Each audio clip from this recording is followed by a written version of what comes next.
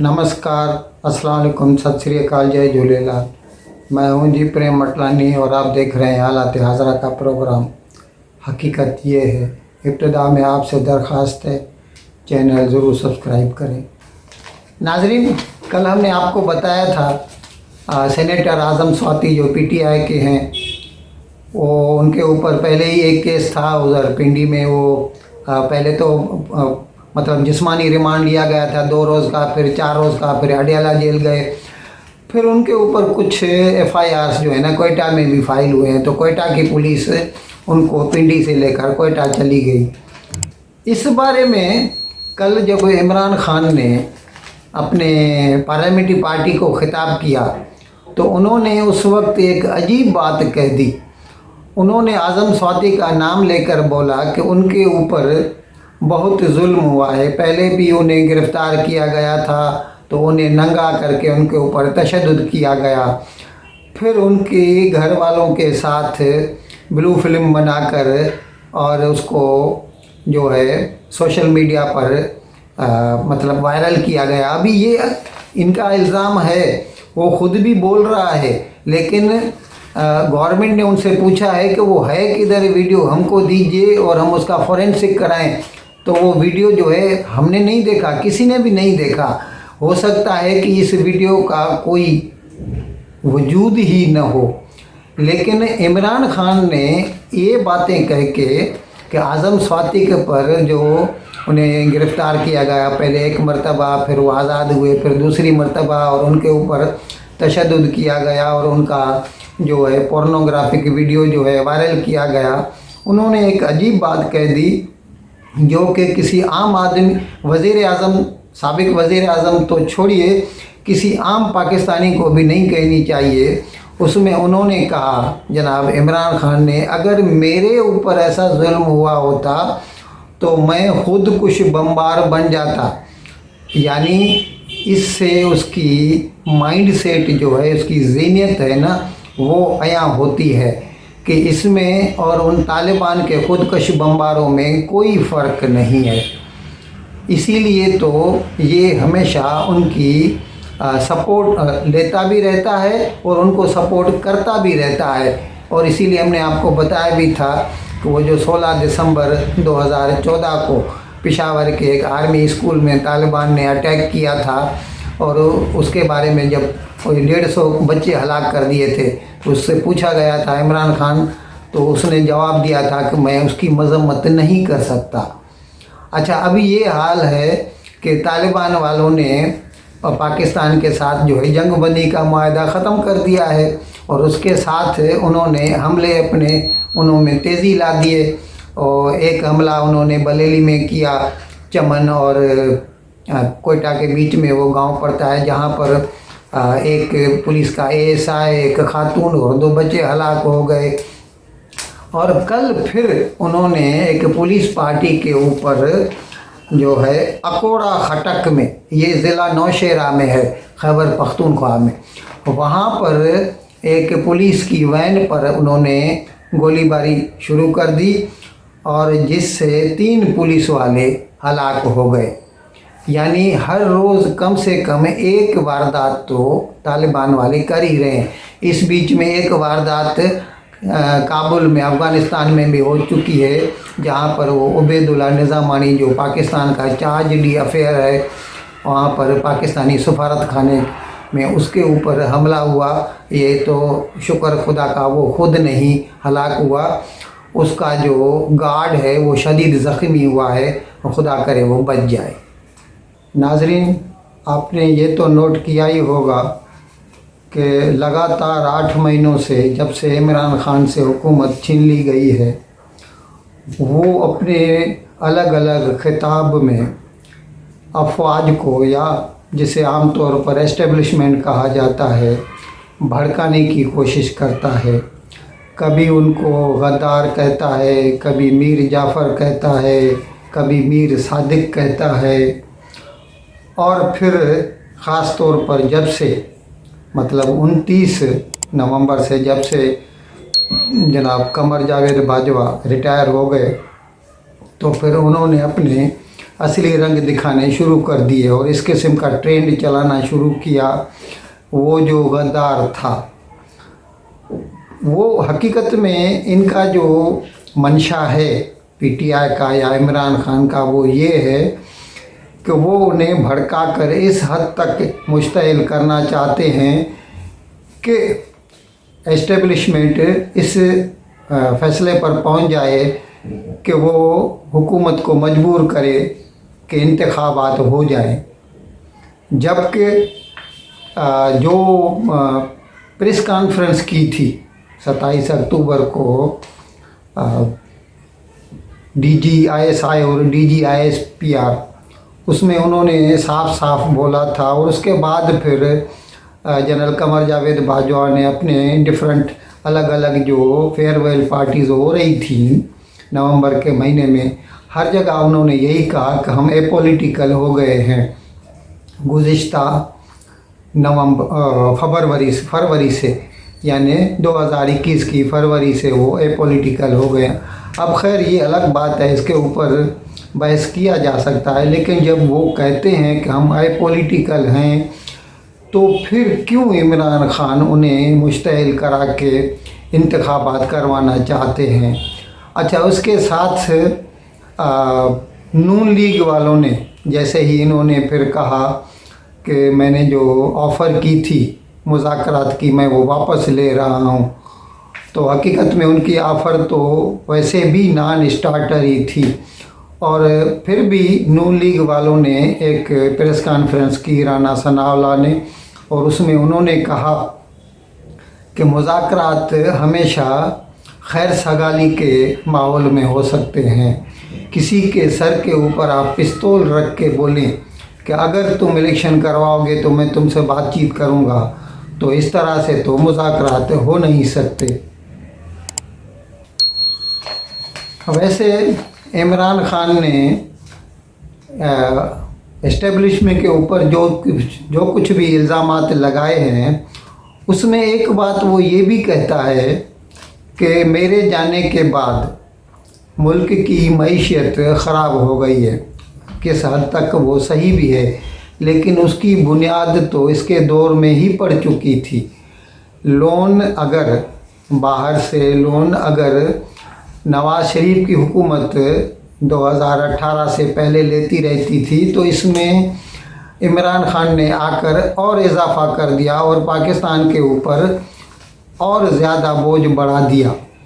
और अब वो कहते हैं कि मेरे जाने के बाद ये ख़राब होगा। और इसके सिलसिले में हमने आपको एक पहले शेख रशीद का एक वीडियो भी दिखाया था, जिसमें उसने कहा था कि ये जो हुकूमत आई है इसके ऊपर हमारा बोझ भी, हमारा जो गंद है वो भी इनके ऊपर ही पड़ेगा। यानी जो कुछ उन्होंने गलत किया है इकनॉमी को बिगाड़ने में, उसका भी खमियाजा इसी हुकूमत को भुगतना पड़ेगा। और ये हकीकत है, ये हुकूमत भुगत रही है, क्योंकि आम आदमी जो होता है वो इकनॉमी की इंट्रिकसीज़ को समझने से मतलब मजबूर होता है, वो नहीं समझ सकता। तो वो तो यही देखता है कि ये जब से आए हैं इसके बाद से डॉलर 180 का 223 हो गया है। और अच्छा, इसके ऊपर यकन शुद्ध दो शुद्ध, इस बीच में ये फिर सैलाब आ गया। इस साल सैलाब की वजह से फसल बर्बाद हो गई। और उसके साथ साथ रूस ने यूक्रेन पर चढ़ाई कर दी, जिसकी वजह से पूरी दुनिया में तेल और अशियाए खुर्दनी महंगी हो गई। अब इत्तेफाक ये है कि पाकिस्तान अपनी मर्ज़ी, अपनी ज़रूरत का जो ख़ाम तेल है वो भी इंपोर्ट करता है, और यहाँ तक कि गंदम भी उसको इंपोर्ट करनी पड़ रही है। तो हर चीज़ के लिए डॉलर चाहिए और डॉलर आ नहीं रहा है।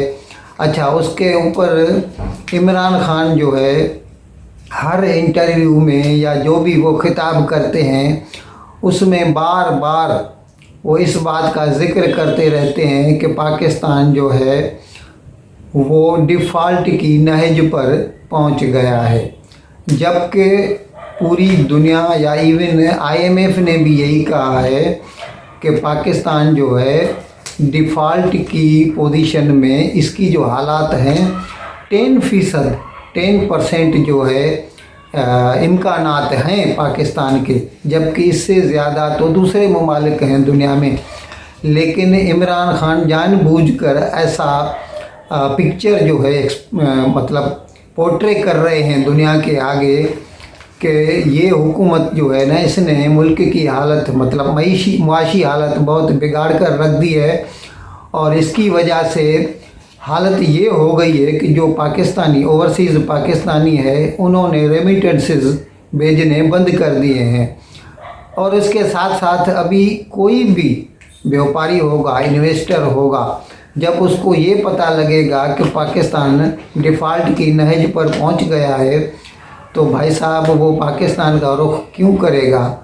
اگر اس کے من میں ایک 10% بھی خیال ہوگا نا، تو وہ بھی چھوڑ دے گا کہ چلو بھائی پاکستان جا کے اپنا پیسہ لٹانے کی کوئی ضرورت نہیں ہے.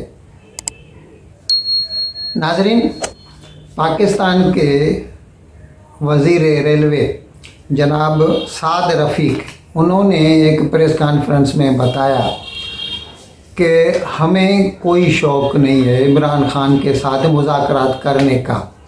یہ تو وہ خود ہیں جو ہمیں بول رہے ہیں کہ ہم ان کے ساتھ مذاکرات کریں، باقی ہمیں کوئی شوق نہیں. اگر وہ سچ مچ اتنے سیریس ہیں تو پھر یہ جو دھمکیاں دے رہے ہیں اسمبلیاں توڑنے کی، وہ دھمکیاں دینا بند کریں اور ٹیبل پر آ کر بیٹھ جائیں. اور اگر وہ سچ مچ اتنے سیریس ہیں کہ وہ اسمبلیاں توڑنا ہی چاہتے ہیں، تو بڑی خوشی سے وہ اسمبلیاں توڑ دیں.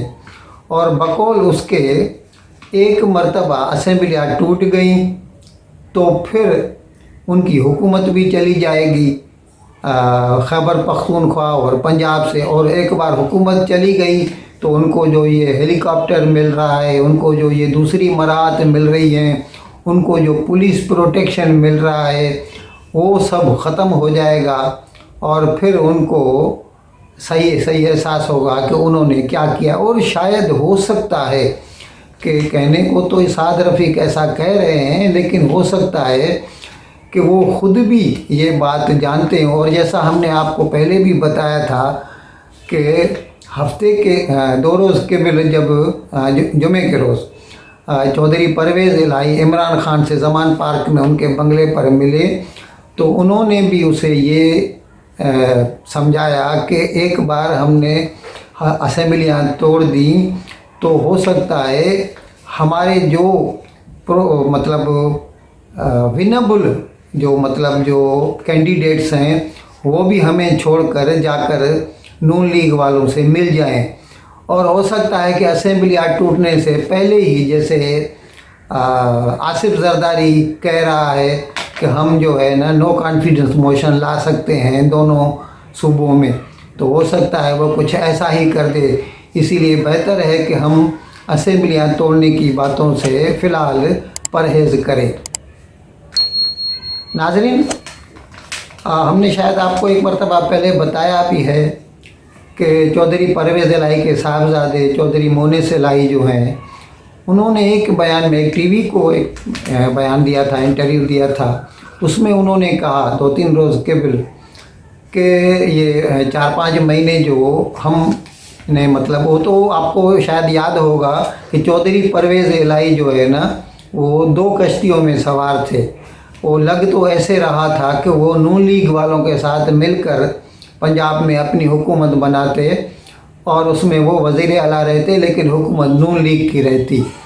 لیکن اس کے بعد پتہ نہیں کیا ہوا کہ وہ جا کے عمران خان سے ملے اور ان کے ساتھ مل کر انہوں نے حکومت بنا دی. اس سلسلے میں چودھری مونس الہی نے جو ہے ٹی وی انٹرویو پہ بتایا تھا، جب ان سے یہ پوچھا گیا کہ آپ نے آخری موقع پر خیال کیوں بدل دیا اپنا، تو انہوں نے کہا کہ ہمیں جنرل قمر جاوید باجوہ نے کہا تھا آپ عمران خان کی طرف جائیے. اب رانا ثناء اللہ کہتا ہے کہ اگر جنرل قمر جاوید باجوہ نے مونس الہی کو یہ کہا، اب اس کے بارے میں کچھ यकीन से तो नहीं कहा जा सकता कि ये तो चौधरी मोनिस इलाही कह रहे हैं, लेकिन अगर ये हकीकत है तो इसका मतलब जनरल कमर जावेद बाजवा या एस्टेब्लिशमेंट जो है, अगर वो जस्ट 4-5 महीने पहले तक ऐसे मशीनेशंस कह रही थी, इसका मतलब वो अपॉलिटिकल नहीं थे। अच्छा, फिर इस बारे में जब इमरान खान से पूछा गया, इमरान खान से ये पूछा गया कि लोग कहते, चौधरी मोनिस इलाही कहते हैं कि हमें जनरल कमर जावेद बाजवा ने कहा था कि हम आपकी मतलब सपोर्ट करें और आपके साथ मिलकर हुकूमत बनाएं, तो एक थोड़ी देर के लिए तो वो लाजवाब हो गए, क्योंकि वो तो उनको तो परवेज़ इलाही चाहिए। लेकिन फिर वो बोलते हैं कि नहीं, कमर जावेद बाजवा जो है ना, वो दो तरफ से गेम खेल रहे थे। एक तरफ वो मोनिस इलाही को कह रहे थे कि आप जाइए जाके इमरान खान की मदद कीजिए, और दूसरी तरफ वो चौधरी शुजात हुसैन को कह रहे थे कि आप जाइए नून लीग को मदद कीजिए। नाज़रीन, कल जनाब इमरान खान ने जो उनकी खैबर पख्तूनख्वा की पार्लियामेंट्री पार्टी है उसको खिताब किया। अब ज़ाहिर है वो रुके हुए तो लाहौर में ही हैं, तो वीडियो पे उन्होंने खिताब किया। पेशावर में उनके जो MPs थे वो सब PTI के बैठे हुए थे जिनसे इन्होंने खिताब किया। तो इसमें उन्होंने कहा कि वो सिर्फ 4-5 दिन और रुकेंगे, नहीं तो असेंबली तहलील कर देंगे। अभी ये आप लोग सब जो हमारे नाज़रीन हैं ये ध्यान में रखिएगा कि आज 4 तारीख़ है और ये इन्होंने कल 3 तारीख़ को कहा था।